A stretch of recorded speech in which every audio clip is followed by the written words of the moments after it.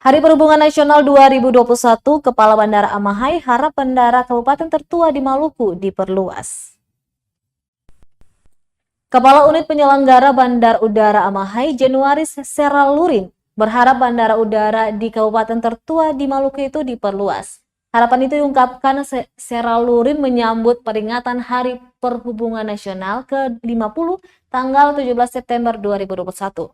Dia menjelaskan Ditjen Perhubungan Darat pada 2019 pernah merencanakan perluasan bandara, namun hingga kini belum ada tindak lanjut apapun.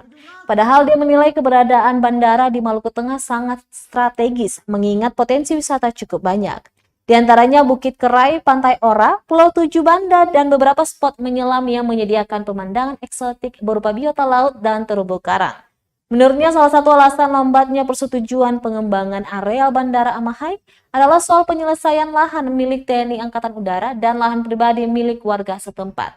Januaris berharap sebelum mengakhiri masa tugasnya, area bandara sudah diperluas.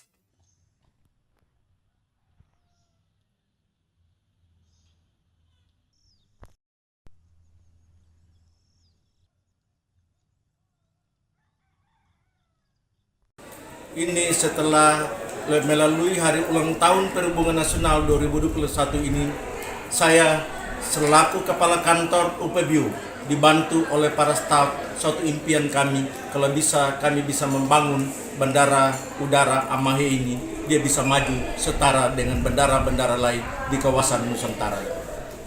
17 hektar yang milik TNI AU. Kita sudah data semua, yakni sekitar masyarakat, dan kami sudah pendekatan dengan masyarakat pemilik lahan. Mereka bersedia lepaskan lahan mereka demi kemajuan Bandara Amahai ke depan. Inspektur Upacara. Halo! Terima kasih sudah nonton. Jangan lupa like, subscribe, dan share ya.